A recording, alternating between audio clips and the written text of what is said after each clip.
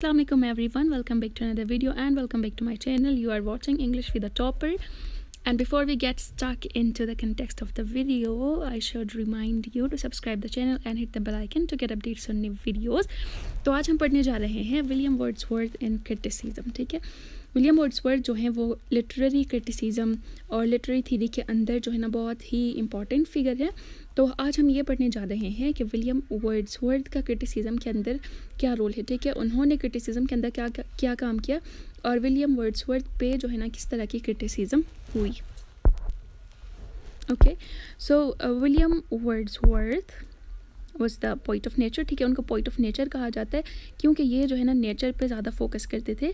ये जो अपनी पोइट्री के थीम्स वगैरह लेते थे वो नेचर से कनेक्टेड ज़्यादा होते थे. 1770 से 1850 तक ये थे. और इसके अलावा विलियम वर्ड्सवर्थ जो हैं वो एक रोमांटिक पोइट हैं. ठीक है, अब व्हेन वी से रोमांटिक पोइट, तो रोमांटिक पोइट से मुराद है कि वो सारे पोइट्स जो कि रोमांटिक मोमेंट में शामिल थे या फिर रोमांटिक ईरा में वो जो है ना पोइट्री लिखते थे. ठीक है, सिर्फ रोमांटिक ईरा में होना ही लाजमी नहीं है, बल्कि रोमांटिक पोइट्स की खुसूसियत ये थी कि रोमांटिक पोइट्स ने जो है ना पोइट्री के अंदर एक नया इनकलाब पैदा किया था. ठीक है, मतलब नई राहें इन्होंने दरियाफ्त की थी. वो इस तरह से कि इससे पहले जो मतलब टिपिकल जो शायरी होती थी जिसमें जो है ना बहादुरी के किस्से हो गए, किंग्स के, क्वींस के, मतलब जो रॉयल लोग हैं उन्हीं की तारीफ़ें, उन्हीं की बहादुरी के किस्से, सिर्फ इसी तरह की पोइट्री और जो है ना प्रोज होता था. लेकिन फिर जब रोमांटिक पोइट्स आ गए तो फिर रोमांटिक पोइट्स ने क्या किया कि इन टॉपिक्स को, इन थीम्स को चेंज किया. ठीक है, वो नए थीम्स लेकर आए और पोइट्री के अंदर नए टॉपिक्स लेकर आए. और वो जो नए थीम्स थे वो ज़्यादातर नेचर और ह्यूमन फीलिंग्स से जो है ना रिलेटेड थे. ठीक है, वो अपने थीम्स नेचर से लेते थे. उनकी हर पोइट्री में नेचर का जो थीम है वो जाहिर होता है. इसके अलावा वो जो है ना पर्सनल फीलिंग्स पे, हर बंदे पे फोकस करते थे. उनके अंदर इंडिविजुअलिटी होती थी, यानी कि सिर्फ अपर क्लास या फिर सिर्फ नोबल लोगों पे ही नहीं बल्कि कॉमन जो मेन हैं उन पे भी जो है ना वो अपनी शायरी में टॉपिक्स को ऐड करते थे. तो this is what romantic poets used to do. तो इसीलिए जो है ना इनको कहा जाता है romantic poets. He introduce the nature of poetry. ठीक है, विलियम वर्ड्सवर्थ वो पहले शायर हैं या फिर पहले क्रिटिक हैं कि जिन्होंने नेचर ऑफ पोइट्री के बारे में हमें बताया कि पोइट्री क्या है या फिर क्या होनी चाहिए. अब पोइट्री के बारे में इन्होंने क्या बताया ये आपको पता लग जाएगा अगर आप वीडियो को एंड तक देख लेंगे. So don't forget to watch till end ताकि आपको अच्छी तरह से इस बात की अंडरस्टैंडिंग हो जाए. Purpose, themes and language of poetry. ठीक है, विलियम वर्ड्सवर्थ ने हमें एक थ्योरी दी है जिसमें हमें पता लगता है कि पोइट्री का पर्पस क्या होना चाहिए, पोइट्री के थीम्स कैसे होने चाहिए और पोइट्री के अंदर लैंग्वेज क्या होनी चाहिए. तो ये जो है ना हमें विलियम वर्ड्सवर्थ ने फॉर द फर्स्ट टाइम बताया है. Deviation of poetic forms to poetic substance. ठीक है, अच्छा, विलियम वर्ड्सवर्थ की वजह से ये हुआ कि पोइटिक फॉर्म्स से जो है ना फोकस जो था वो डेविएट हो गया टुवर्ड्स द पोइटिक सब्सटेंस. ठीक है, पहले जो है ना फॉर्म पे ज़्यादा फोकस होता था. ठीक है, विलियम वर्ड्सवर्थ के टाइम से पहले या फिर रोमांटिक एज से पहले जो है ना इस बात पे ज़्यादा फोकस होता था कि सोनेट्स हो जाएं, एलिजीज हो जाए. ठीक है, लंबी लंबी पोम्स हो जाएं, इतनी लंबी कि उसकी बहुत सारी वॉल्यूम्स हो जाएं. तो पोइट्री के जो है ना फॉर्म पे ज़्यादा फोकस होता था, जबकि विलियम वर्ड्सवर्थ के आने के बाद ये हो गया कि पोइटिक सब्सटेंस पे ज़्यादा फोकस हो गया. ठीक है, इस बात पे ज़्यादा फोकस आ गया कि पोइट्री किस तरह की होनी चाहिए, पोइट्री का थीम क्या होना चाहिए, बजाय इसके कि पोइट्री की फॉर्म क्या होनी चाहिए. तो यहाँ पे ये जो डेविएशन आई थी that was because of William Wordsworth.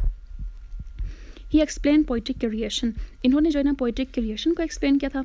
Poetic creation का मतलब है कि प्रोसेस ऑफ पोइट्री, कि पोइट्री जो है किस तरह से फॉर्म होती है. व्हाट इज़ द प्रोसेस कि जिसके ज़रिए पोइट्री को फॉर्म किया जाता है. ये हमें किसने एक्सप्लेन किया, विलियम वर्ड्सवर्थ ने एक्सप्लेन किया. इसके अलावा विलियम वर्ड्सवर्थ ने किन बातों पर स्ट्रेस किया अपनी पोइट्री में. ठीक है, उसके फोकसेस क्या थे. तो ही फोकस्ड और he stressed on liberty of poet. Liberty of the poet से मुराद है कि इंडिपेंडेंस ऑफ द पोइट. ठीक है, पोइट को जो है ना इस बात की इंडिपेंडेंस है कि वो किस तरह के थीम्स चूज़ करे, किस तरह का मीटर चूज़ करे, किस तरह की राइम चूज़ करे, अपनी पोइट्री के अंदर फ्री वर्ड्स लिखे या ब्लैंक वर्ड्स लिखे. मतलब पोइट की अपनी लिबर्टी है. पोइट को कन्फाइन नहीं करना चाहिए कि सिर्फ सोनेट लिखे या सिर्फ जो है ना बादशाहों के किस्से लिखे, सिर्फ नाइट्स के और जंगों की कहानियाँ लिखे. पोइट को कन्फाइंड इन चीज़ों में नहीं करना चाहिए, बल्कि पोइट शुड बी लिबरल. ठीक है, liberty should be given to the poet. इसके अलावा जो है स्पॉन्टेनिटी पे फोकस किया था. विलियम वर्ड्सवर्थ ने कहा था कि poetry is the spontaneous overflow of emotions, strong emotions. तो यहाँ पर जो स्पॉन्टेनिटी की बात की थी कि पोइट्री वो होती है जिसके अंदर स्पॉन्टेनिटी हो, यानी कि जो खुद ब खुद जो है ना हमारे दिल से आ जाए, ठीक है। ऐसा नहीं है कि हमें ज़बरदस्ती जो है ना इधर से वो बराबर के उधर से वर्ड्स बराबर के ज़बरदस्ती पोइट्री बनानी नहीं चाहिए, बल्कि पोइट्री के अंदर स्पॉन्टेनिटी होनी चाहिए। इसके अलावा जो है ना इमेजिनेटिव फ्रीडम, पोइट को इमेजिनेटिव फ्रीडम भी हासिल है। ये कहा था इमेजिनेटिव फ्रीडम से मुराद है कि पोइट की जो है ना, पोइट को इस बात का फ्रीडम हासिल है कि वो किस तरह से जो है ना इमेजिन करता है, ठीक है, किस तरह चीज़ों को इमेजिन करता है और उस अपनी इमेजिनेशन को किस तरह से पेन डाउन करता है। तो इसमें पोइट को लिबर्टी देनी चाहिए कि वो किस तरह सोचे और फिर उसकी जो इमेजिनेशन है उस तरह उसको जो है ना वो किस तरह से पोइट्री की फॉर्म में पेन डाउन करे या लिख दे। इसके अलावा जो इंस्पिरेशन पे भी फोकस किया था, जैसे मैंने बताया कि रोमांटिक पोइट्स जो थे उनका जो इंस्पिरेशन था वो ज़्यादातर नेचर था। तो इसी तरह जो है ना यहाँ पे विलियम वर्ड्सवर्थ ने जिस बात पे स्ट्रेस किया है वो है इंस्पिरेशन, जबकि इससे पहले जो है ना बस किंग्स क्वींस और उन्हीं चीज़ों से इंस्पिरेशन ली जाती थी, जबकि यहाँ पे इंस्पिरेशन चेंज होकर जो है ना नेचर की तरफ गई, ठीक है, कि नेचर से हम इंस्पिरेशन हासिल करें इन ऑर्डर टू प्रोड्यूस और in order to write poetry. And then we have his ideas got controversial, ठीक है। तो विलियम वर्ड्सवर्थ के जो आइडियाज़ थे वहाँ पे कॉन्ट्रोवर्शियल बन गई, ठीक है, मतलब बहुत सारी कॉन्ट्रोवर्सीज़ आ गई, यानी कि इसके टाइम के बाकी जो क्रिटिक्स थे या बाकी जो लोग थे उनके साथ जो है ना इनके आइडियाज़ मैच नहीं करते थे। There was kind of conflict in their ideas, जिसको हम कहते हैं कि his ideas got controversial. He did not follow all trends, ठीक है। विलियम वर्ड्सवर्थ ने ऑल ट्रेंड्स को फॉलो नहीं किया था। जैसे कि मैंने अभी बताया कि विलियम वर्ड्सवर्थ जो थे वो रोमांटिक पोइट थे और बाकी रोमांटिक पोइट्स की तरह इन्होंने भी जो है ना दे discovered the new paths and new ways of poetry, के पोइट्री के अंदर किस तरह से जो है ना नए चीज़ें लेकर आई जाएँ, नई चीज़ें, यानी कि कॉमन मैन पे फोकस हो, नेचर पे फोकस हो, बजाय इसके कि सिर्फ रॉयल्टी पे फोकस हो। And then what were the themes of his poetry, ठीक है, कि सॉरी विलियम वर्ड्सवर्थ की पोइट्री के थीम्स क्या थे। तो थीम्स जो हैं वो अर्बन लाइफ थे। अर्बन लाइफ जो है वो इनकी पोइट्री की एक स्ट्रॉन्ग थीम थी। इसके अलावा कॉमन मैन, ठीक है, nobles, royals, knights, kings, queens, bravery, ये सारी चीज़ें नहीं, बल्कि कॉमन मैन, वो मैन जो है ना बादशाह ना हो तो भी कॉमन मैन जिस तरह का भी हो, ठीक है, काम करने वाला हो, मजदूरी करने वाला हो, जिस तरह का भी हो, कॉमन मैन पे जो है ना इन्होंने फोकस किया था। इसके अलावा इन्होंने, यानी कि विलियम वर्ड्सवर्थ ने जो है ना थ्योरी ऑफ पोइट्री दी थी। इस थ्योरी ऑफ पोइट्री में इन्होंने जो है ना पोइट्री को इस तरह से डिफ़ाइन किया है कि poetry is the spontaneous overflow of powerful emotions, ठीक है।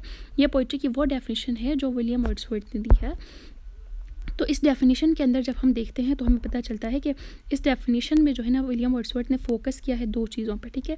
एक स्पॉन्टेनिटी पे फोकस किया है, जैसे कि मैंने अभी बताया कि स्पॉन्टेनिटी क्या है। इसके अलावा दूसरी जो चीज़ है जिस पे विलियम वर्ड्सवर्थ ने फोकस किया है, that's the powerful emotions through observation, ठीक है। पावरफुल इमोशंस की बात की है, चुपचाप ऐसे ही नॉर्मल सी इमोशंस की नहीं, बल्कि यहाँ पे पोइट्री के अंदर जो इमोशंस होनी चाहिए वो पावरफुल होनी चाहिए, उनके अंदर पावर होना चाहिए, ठीक है। इसके अलावा ये पावरफुल इमोशंस हमें कहाँ से मिलती हैं? Through observation. तभी मिलती हैं जब हम ऑब्जर्व करते हैं, जब हम लोगों को ऑब्जर्व करते हैं, जब हम कॉमन मैन को ऑब्जर्व करते हैं, जब हम नेचर को ऑब्जर्व करते हैं, तब जो है ना हमारे अंदर पावरफुल इमोशंस आते हैं और उन्हीं पावरफुल इमोशंस के ज़रिए हम क्या कर सकते हैं? पोइट्री को प्रोड्यूस कर सकते हैं।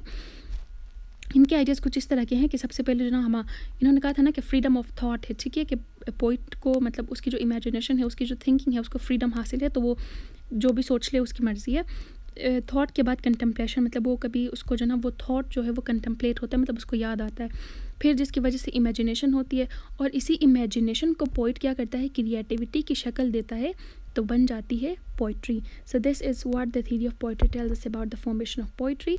और यहाँ पे जो है ना एम्फेसिस ऑन प्लेजर, ठीक है, विलियम वर्ड्सवर्थ ने प्लेजर पे भी एम्फेसाइज़ किया है कि पोइट्री जो है वो जो है ना हमें ऐसी पोइट्री होनी चाहिए कि जो हमें प्लेजर दे, ठीक है, कि जिसको पढ़ के हमें प्लेजर मिले, जिससे जो है ना हमें प्लेजर मिले, जिसको ज़्यादातर एस्थेटिक प्लेजर कहा जाता है या फिर एस्थेटिक हैप्पीनेस कही जाती है, तो वो जो है ना हमें मिलनी चाहिए, कहते हैं William Wordsworth. Poetry for the sake of pleasure, ठीक है, उनकी ये एग्जैक्ट वर्डिंग है कि poetry for the sake of pleasure, यानी कि पोइट्री जो है वो प्लेजर के सेक के लिए, प्लेजर के लिए जो है ना होनी चाहिए। इसके अलावा विलियम वर्ड्सवर्थ का concept of poet and language of poetry क्या है, ठीक है, विलियम वर्ड्सवर्थ क्या कहते हैं कि पोइट क्या है और लैंग्वेज ऑफ पोइट्री क्या होनी चाहिए। तो इसमें जो है ना विलियम वर्ड्सवर्थ कहते हैं कि poet is a man speaking to man, ठीक है, पोइट मतलब इंसान है जो कि इंसानों से ही बात कर रहा है, विच मीन्स दैट यहाँ पे जो है ना लेवल को क्या किया है? बराबर किया है, ठीक है। पोइट का लेवल और जिनसे मुखातिब हैं उनका लेवल बराबर होना चाहिए, ना कि ये कि सिर्फ रॉयल्स, सिर्फ नाइट, सिर्फ किंग्स उनके साथ ही नहीं बल्कि कॉमन मैन के साथ भी ऐसे बात कर मतलब ऐसी पोइट्री लिखनी चाहिए कि जिनमें लगे कि पोइट जो है वो कॉमन मैन से ही बात कर रहा है। कॉमन मैन पे इसमें ज़्यादा फोकस आ गया था। और और एक और फोकस कॉमन लैंग्वेज का, यानी कि विलियम वर्ड्सवर्थ कहते हैं कि हमें पोइट्री के अंदर कॉमन लैंग्वेज रखनी चाहिए, ज़्यादा कम्प्लेक्स और ज़्यादा जो है ना हाई क्वालिटी या फिर हाई एफिशिएंट लैंग्वेज नहीं, बल्कि वो लैंग्वेज जो कॉमन हो, वो लैंग्वेज जो कॉमन मैन जो है ना यूज़ करते हैं, ठीक है, नॉर्मली कॉमन मैन अपनी डेली लाइफ में यूज़ करते हैं, वो लैंग्वेज होनी चाहिए। नो डिस्क्रिमिनेशन अमंग ह्यूमन, ठीक है। इनके आइडियाज़ से हमें पता लगता है कि यहाँ पे ह्यूमन की डिस्क्रिमिनेशन नहीं है। जिस तरह इससे पहले की पोइट्री में सिर्फ जैसे कि मैं बताती आ रही हूँ कि सिर्फ किंग्स, क्वींस और उन पे फोकस होता था, तो यहाँ पे जो ना ह्यूमन की डिस्क्रिमिनेशन होती थी, जबकि विलियम वर्ड्सवर्थ के आइडियाज़ में जो है ना ये डिस्क्रिमिनेशन नहीं है। रिफाइंड एंड सिंपल लैंग्वेज, फिर लैंग्वेज के बारे में कहते हैं कि पोइट्री के अंदर हमें ऐसी लैंग्वेज यूज़ करनी चाहिए जो रिफाइंड हो और सिंपल हो, ठीक है, जो कम्प्लेक्स ना हो, जो हाई एफिशिएंट या फिर हाई प्रोफिशिएंट ना हो, बल्कि सिंपल हो और रिफाइंड हो। और जैसे कि अगर हम इसकी पोइट्री के एग्जांपल लेते हैं डैफोडिल्स, ठीक है, डैफोडिल्स तो आप सबने पढ़ी होगी because that's a world wide pome of William Wordsworth. तो डैफोडिल्स में जो है ना लैंग्वेज कितनी सिंपल है, ठीक है, I wondered lonely as a cloud, तो लैंग्वेज कितनी सिंपल है। इसके अलावा इसके आइडियाज़ जो हैं वो नेचर से रिलेटेड हैं, ठीक है, थीम्स के अंदर नेचर और कॉमन मैन का जो है ना कंसेप्ट आ रहा है।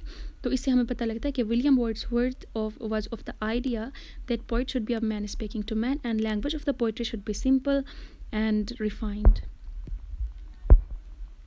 हाँ, फिर वही बात कि सिंपल लैंग्वेज चाहिए। और फिर इनके मुताबिक जो है ना यूनिवर्सैलिटी होनी चाहिए। यूनिवर्सैलिटी मतलब है फॉर एवरीवन, ठीक है। जैसे इनके डैफोडिल के अंदर जो डैफोडिल्स का आइडिया है, आइडिया ये है कि डैफोडिल्स को देख के जो है ना प्लेजर मिल रहा है, तो ये एक यूनिवर्सल आइडिया है, ठीक है। ऐसा नहीं है कि ये सिर्फ एक ही मज़हब के लोगों के लिए ये आइडिया मैच करता हो, या ऐसा नहीं है कि सिर्फ एक ही जोग्राफिकल एरिया के लोगों के लिए ये आइडिया मैच करता हो, बल्कि इट्स यूनिवर्सल। इस आइडिया के अंदर, इस थीम के अंदर यूनिवर्सैलिटी पाई जाती है। तो इस तरह जो है ना विलियम वर्ड्सवर्थ के आइडियाज़ हैं कि there should be universality for everyone in our poetry. और जो है ना लिरिकल बैलेट्स जो है वो 1798 में इसकी जो है ना फॉर द फर्स्ट टाइम ये पब्लिश हुई थी। ये इसमें जो है ना वर्ड्सवर्थ और एस टी कॉलरिज दोनों की पोम्स हैं। तो ज़्यादातर वर्ड्सवर्थ की हैं, लेकिन 5-6 के साथ पोम्स जो हैं वो एस टी कॉलरिज की हैं। तो एस टी कॉलरिज और वर्ड्सवर्थ जो थे वो बचपन से ही दोस्त थे, तो ये पोइट्री वाली बुक भी जो है ना इन दोनों की पोइट्रीज़ की कलेक्शन थी।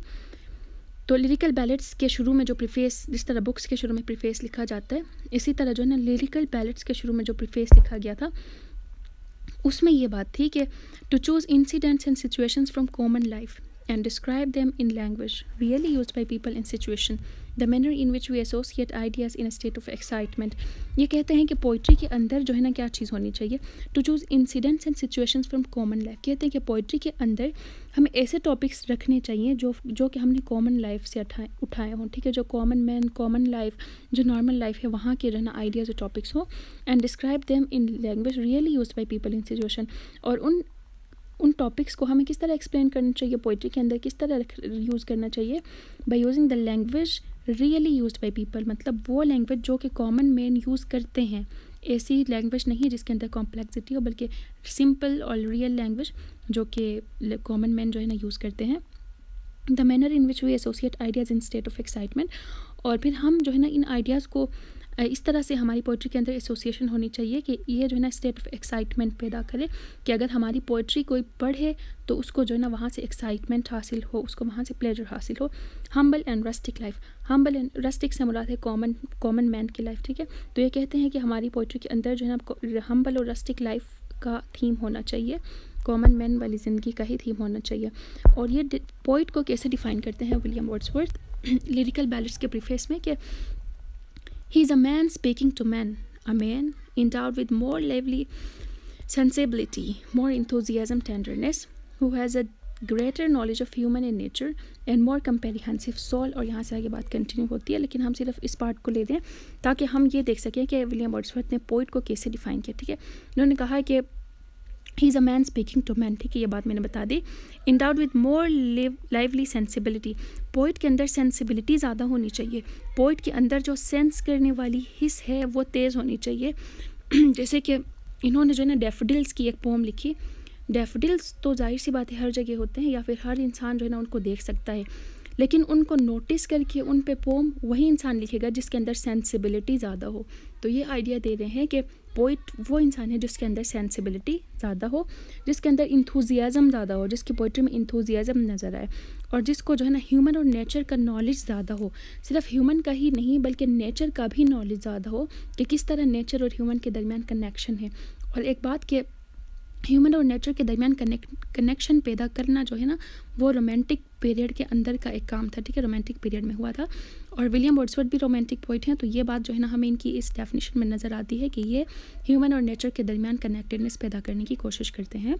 एंड मोर कंपेरिहेंसिव सोल, और पोइट का जो सोल है वो ज़्यादा कंपेरिहेंसिव होना चाहिए, उसके आइडियाज़ ऐसे होने चाहिए जो हमें ईजिली समझ आ सकें।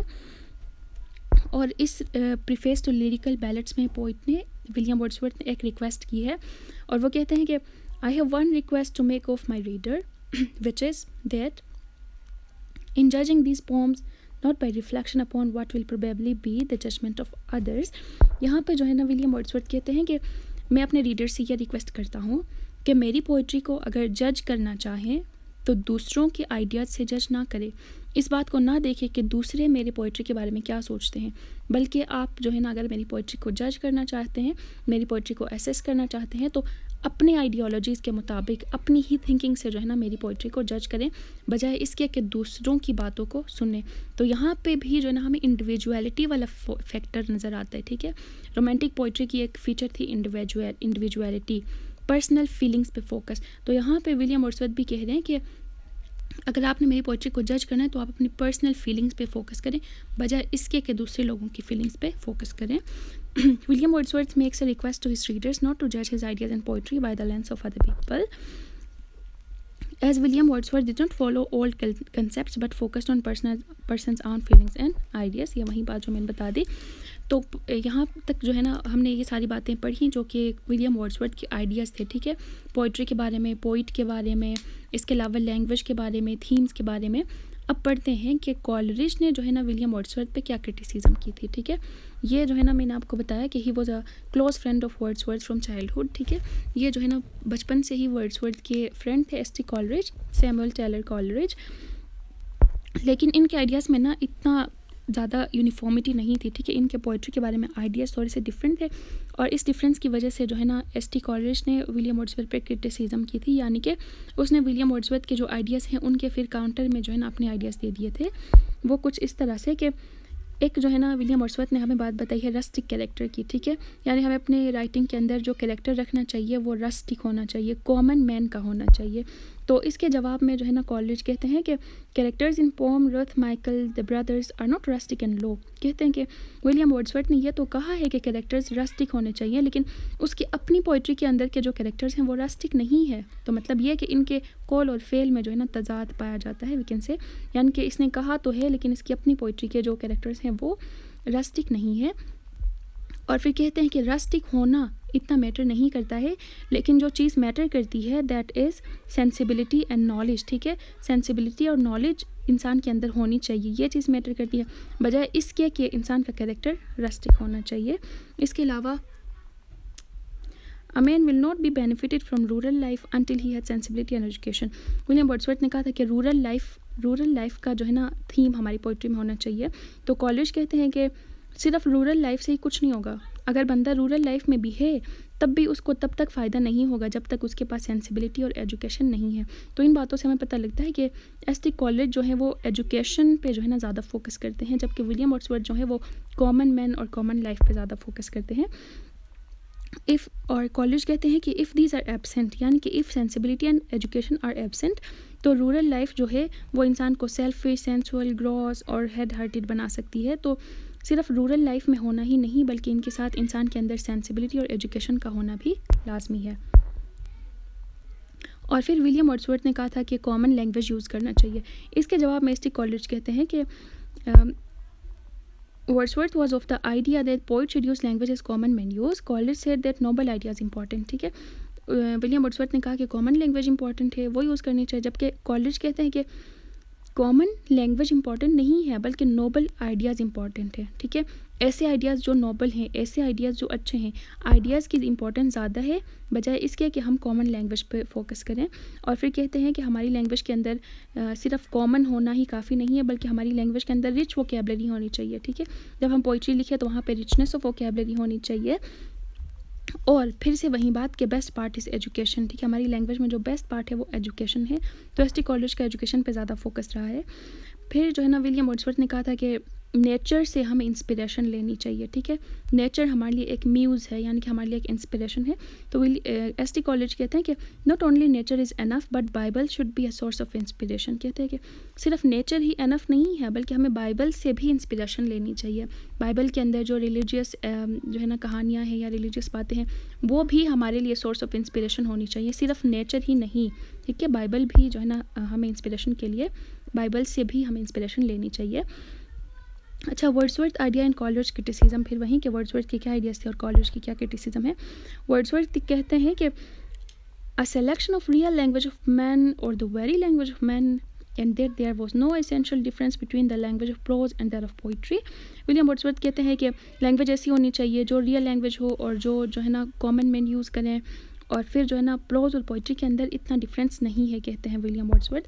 तो इसके जवाब में कॉलर्स कहते हैं कि every man's language varies according to the extent of his knowledge and the activity of his faculties and depth of quickness of his feelings. कहते हैं कि कॉमन मैन की लैंग्वेज हम कैसे यूज़ करें जबकि हर इंसान की लैंग्वेज डिफरेंट है, ठीक है। एवरी मैन्स लैंग्वेज वेरीज, हर इंसान की लैंग्वेज वेरी करती है, किन चीज़ों के मुताबिक वेरी करती है, according to the his knowledge, ठीक है। बंदे के पास नॉलेज कितनी है, बंदे की जो है ना फैकल्टीज़ कितनी एक्टिव है, यानी कि उसकी कॉग्निटिव स्किल्स वगैरह कितनी है, and depth of quickness of his feelings, तो उसकी फीलिंग्स, उसकी नॉलेज और उसकी जो फैकल्टीज़ की एक्टिविटी है, इसके मुताबिक जो है ना लैंग्वेज तो वेरी करती है। हर इंसान की लैंग्वेज, एक इंसान है और जो है ना दूसरा इंसान है तो उनकी लैंग्वेज सेम नहीं हो सकती है। तो विलियम वर्ड्सवर्थ ये कैसे कह सकते हैं कि हमें कॉमन मैन की लैंग्वेज यूज़ करनी चाहिए जो कि हर इंसान बोलता है, हालांकि हर इंसान की लैंग्वेज डिफरेंट होती है। फिर कहते हैं कि no two man of same class और of different class speak alike. कहते हैं कि दो बंदे चाहे सेम क्लास के हों या डिफरेंट क्लास के हों, उनकी लैंग्वेज सेम नहीं हो सकती है। हाँ, ये है कि दोनों ही वर्ड्स यूज़ करते हैं, फ्रेजेस यूज़ करते हैं। वर्ड्स और फ्रेजेस तो सारों में कॉमन हैं, लेकिन जो लैंग्वेज का तरीका है, जो बोलने का, आर्टिकुलेशन का, वो सबका डिफरेंट होता है। Because in the one case their natures are different and on the other their classes are different, ठीक है। एक तो ये कि लैंग्वेज जो डिफरेंट लोग बोलते हैं उनका नेचर डिफरेंट है, और एक ये कि उनका जो है ना क्लास डिफरेंट है। तो क्लास का भी लैंग्वेज के ऊपर इफेक्ट होता है, जिसकी वजह से लैंग्वेज यूनिफॉर्म नहीं होती है बल्कि language is variable. Ordinary and generally should have been used in place of very and real. यहाँ पे जो सबसे ऊपर फर्स्ट लाइन है विलियम वर्ड्सवर्थ की, a selection of real language of man और the very language of man. तो S T Coleridge कहते हैं कि यहाँ पे विलियम वर्ड्सवर्थ ने जो रियल और वेरी का यूज़ किया है, ये वर्ड्स जो है ना यूज़ नहीं होने चाहिए थे। ये बेहतर होता अगर ये जो है ना रियल और वेरी की जगह ऑर्डिनरी और जनरली के वर्ड्स को यूज़ करता, ताकि लैंग्वेज के अंदर जो है ना थोड़ा सा सेंस बनता। तो कहते हैं कि इन दोनों वर्ड्स का यूज़ करना जो विलियम वर्ड्सवर्थ ने किया है, it's you know kind of, इनकी जगह पे अगर ऑर्डिनरी और जनरली होता तो सही होता, ये कॉलेज कहते हैं। और फिर कहते हैं कि there is difference between poetry and prose and there must be. तो विलियम वर्ड्सवर्थ ने कहा था कि पोइट्री और प्रोज की लैंग्वेज में इतना फ़र्क नहीं है, तो कॉलेज कहते हैं कि पोइट्री और प्रोज के जो लैंग्वेज है उनमें फ़र्क है, देयर इज़ डिफरेंस है और होनी भी चाहिए फ़र्क, क्योंकि ये दोनों जो हैं वो डिफरेंट जॉनर्स हैं, तो इनमें फ़र्क होता है और होना भी चाहिए। तो ये जो है ना वर्ड्सवर्थ के आइडियाज़, और फिर उनके काउंटर में कॉलेज ने इस पर किस तरह से क्रिटिसिज्म किया था, या फिर कॉलेज ने जो है ना इनका जवाब कैसे दिया था, ये जो है ना कुछ थे। And that's all, thank you so much for listening and don't forget to like and subscribe.